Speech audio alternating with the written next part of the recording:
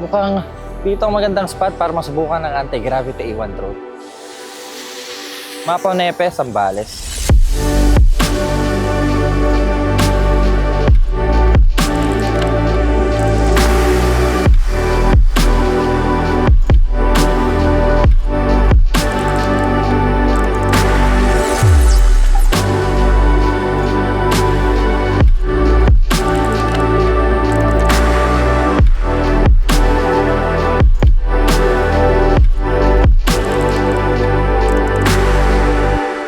This is the Anti-Gravity A1. Matagal ko nang gustong subukan ang drone na to. At in partnership with Insta360, nakagawa sila ng unang 8K 360 drone at nag-iisa lang yung ganitong klaseng drone sa buong mundo. Hindi mo na kailangan pang mag-shoot ng paulit-ulit at kumain ng maraming oras kasi kahit isang take lang, pwede mo na makuha yung shot na gusto mo.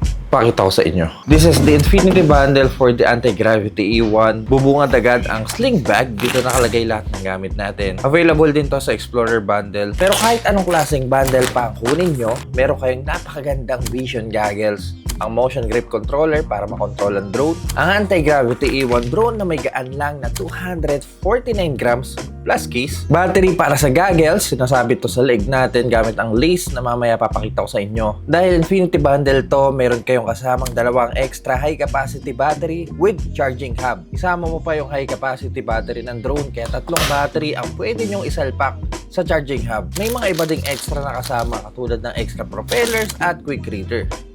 Kung titignan nyo yung goggles, ang premium sa pakiramdam, ang ganda ng itsura. Tignan nyo naman.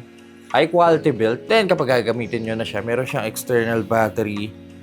At meron siyang parang necklace, sabit nyo sa leeg nyo. Tutuktong nyo yung USB cord na ilalagay nyo sa battery. Salpak nitong kabilang dulo. At ayan, pwede nyo siyang gamitin. Dahil 360-degree drone ang A1, basically, pwede mong makita ang buong paligid habang suot mong goggles nang hindi nababago ang ruta ng drone mo. So, paano kinokontrol ang drone mo? Control mo siya gamit ang motion controller na to.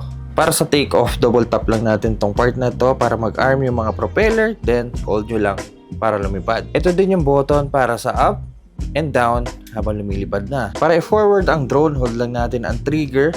Pansin ko lang sa kanya wala siyang backward. Tapos point nyo lang kung saan nyo gusto pumunta. Sa umpisa, lalo na kung first time mo magpalipad ng drone, parang nakakalito Tsaka nakakaba kasi first time mo Pero once na nasubukan nyo na, makapaisip ka na lang, teka, ganun lang pala kadali yun. Sa controller, meron din tayong record button and photo button. Pwede rin natin baguhin ang mode button dito kung gusto nyo cinematic, normal, or sport. Sa cinematic, kahit anong hold nyo sa throttle, hindi po bibilis yung takbo niya. Normal is your normal mode.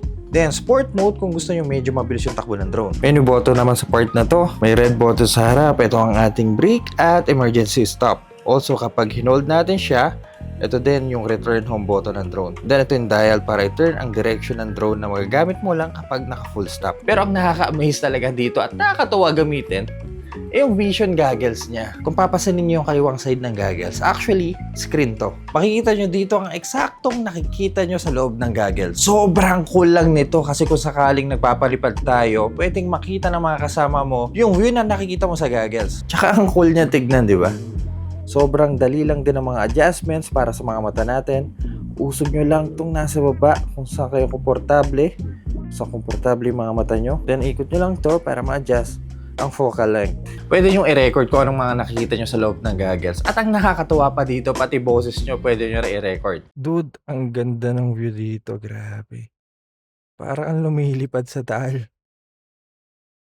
Grabe Sobrang komportable gamitin ang goggles at para sa first gen FPV drone ng anti-gravity, ang galing na ginawa nila dito. So gaano kaganda gamitin ang anti-gravity A1 drone? Tulad ng sinabi ko sa inyo kanina, suot nyo lang ang goggles at gamitin ang motion controller kung saan kayo pupunta. Meron dalawang klase kung paano nyo pwede paliparin ang drone. Una, yung free motion mode at ang FPV mode. Free motion mode, pwede kayo pumunta sa direction na gusto nyo ng ganito.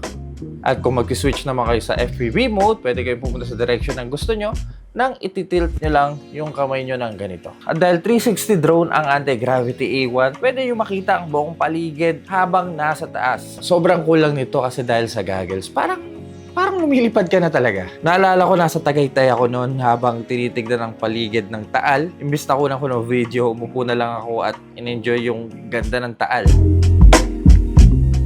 Sa sobrang dali niya lang din gamitin, pwede mo siya ipagamit sa ibang mga kasama mo para makita niya din yung nakikita ng drone. Pag-usapan naman natin yung video specs. Actually, parehas lang to na kung anong ginagamit ng Insta360 X5. Kung magamit ng dual 1/1.28-inch sensor na kayang mag-shoot up to 8K 30fps, 5.2K at 60fps, and 4K at 100fps. Sa photo side naman, meron tong 55 megapixel. Sa tamang lighting condition, meron ka ng napaka-solid na footage. Napaka-detalyado ng kuha at may magandang dynamic range. Kung tutusin, medyo komplikado gawin yung mga ganitong klaseng 360 camera. Pero ilalagay mo sa drone, tapos iba-iba pa yung mga conditions ng surroundings mo. Para sa akin, sobrang galing ng ginawa nila dito kasi nagawa nila smooth yung kakalabasan ng mga footage.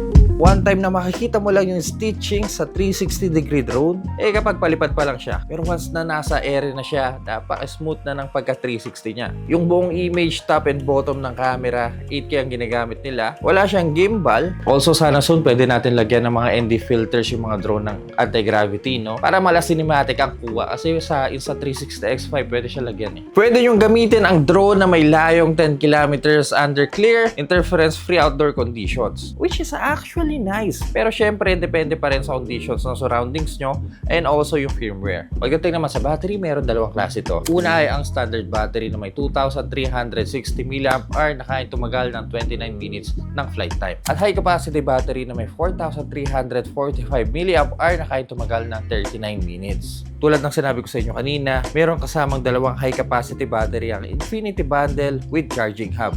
Ang kulang nito kasi meron kayong pangatlong slot sa likod. Pindutin nyo lang, then lagay nyo yung battery. May indicator din sa gitna para makita natin yung percentage ng mga battery. Isa pa sa mga dahilan kung bakit mas pipiliin ko ang anti-gravity E1 kasi meron siyang replaceable lens. I mean, palagi siyang lumilipad and at some point, may tendency na baka mag-crash yung drone nyo. Tsaka dahil 360 ang lens niya, minsan kahit malit na scratch, pansin sa footage eh. Ngayon, meron lang akong gustong ipakita sa inyo.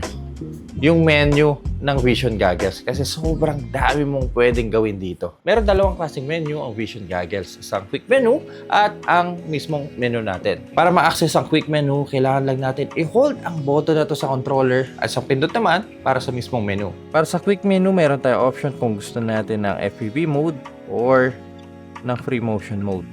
Also, para baguhin ang settings ng parameters, open cockpit, which is pwede tayong maging dragon.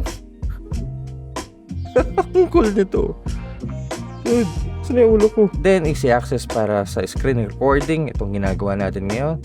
Gallery. Dito natin pwedeng makita yung mga recent footage natin. Also guys, for example, gusto nyong i-scroll ang part na to na para bang touchscreen. Kailangan nyo lang gawin, i-hold yung trigger button.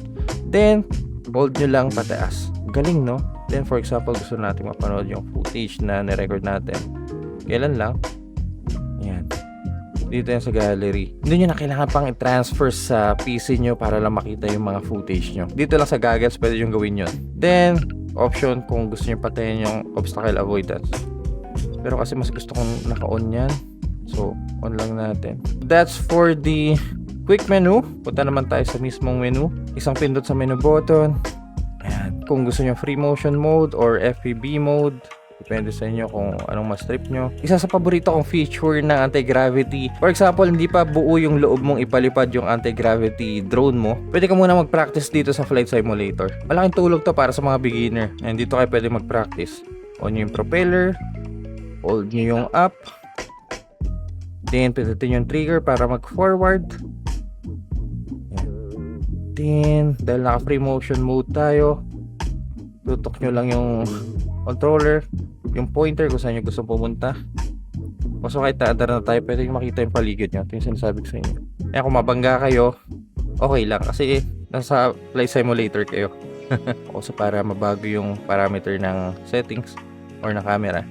Kung gusto nyo yung auto or pro mode, virtual cockpit, yung nakita natin kanina yung dragon. Ayan. the obstacle avoidance behavior. Pwede yung ayusin yan. May map din kayo dito. Gallery. Kung ano sa baba. Then sa kaliwa, ito ang gusto kong ipakita sa inyo. Deep track, automatic niya ang sinusundan ng subject. Tulad nitong motor, highlight lang natin. Sinusundan kanya nang hindi mo pinipindot ang trigger. Automatic niya din iniwasan ng mga obstacle. Sky Genie and Skypath. So yun po yung mga pwede yung gawin sa menu. Ang galing, no? Kailangan nyo munang i-download ang Anti-Gravity Studio, either Windows or Mac, depende sa gamit nyo. I-drag nyo lang yung footage na gusto nyo i-edit. Sa totoo lang, hindi na bago para sa akin to, especially sa mga taong matagal na gumagamit ng Insta360. Dahil halos ganun lang din to. For example, meron tayong video dito na casual lang nating pinapa-under ang A1 drone. Ang kailangan nyo lang, i-reframe yung video kung saan nyo gustong itutok. For example, gusto ko dito, press lang natin yung keyframe, then lagay natin dito, press natin ulit yung keyframe, then kapag okay na kayo, export nyo na, then meron ka lang footage sa iba't ibang angulo ng isang take lang.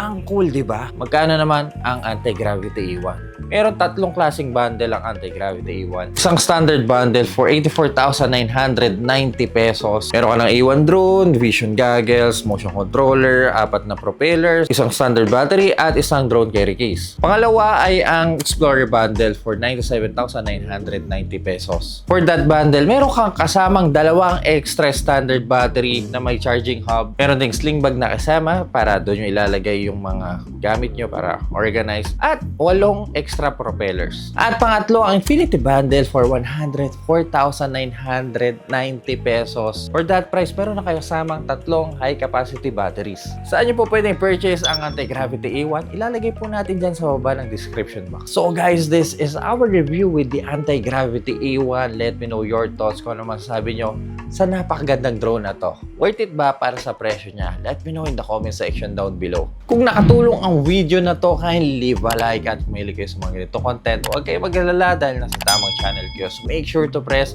that subscribe button dyan sa baba. Kaya mga cutie pies, see you po sa next content.